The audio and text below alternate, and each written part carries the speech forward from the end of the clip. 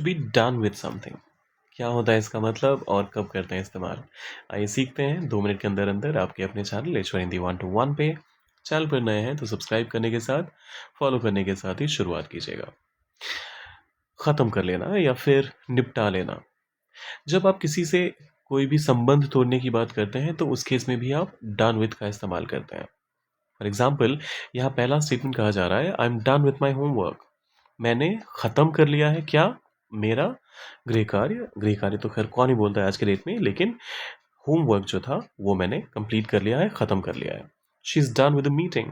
उसने मीटिंग ख़त्म कर ली है या फिर उसने मीटिंग निपटा दी है। We are finally done with the project. हमने फाइनली प्रोजेक्ट को ख़त्म कर दिया है। He was done with dinner. उसने डिनर ख़त्म कर लिया। They are done with the discussion. उन्होंने डिस्कशन निपटा लिया या फिर ख़त्म कर लिया।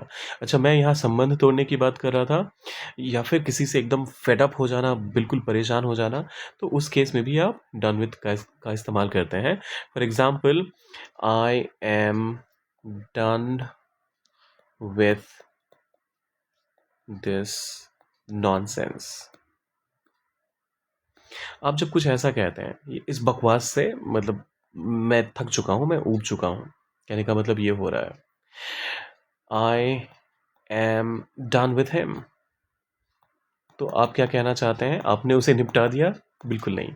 इसका मतलब होता है कि यार हो गया, मुझे उससे कोई बात नहीं करनी, मुझे उससे कोई वास्ता नहीं रखना, मुझे उससे कोई संबंध नहीं रखना। तो इस केस में भी आप डन विद समवन का इस्तेमाल करते हैं। सो डन विद समथिंग, ख़त्म कर लेना। डन विद समवन, कि उसे बर्दाश्त करना अब मेरे बस की बात नहीं है, या फिर उससे मेरा संबंध रखना अब मेरे बस की बात नहीं है। अब आपकी बारी। एक एग्जांपल आप डालिए कमेंट सेक्शन में और जाने से पहले लाइक, शेयर और सब्सक्राइब कर दीजिएगा। कमेंट में लिखिए मोर ऐसे और वीडियोस के लिए, कुछ और देखना चाहते हैं तो वो भी लिखिए, और साथ साथ कुछ नहीं भी दिल कर रहा है तब भी कुछ ना कुछ कमेंट पे लिख के जाइएगा। मिलते हैं जल्दी।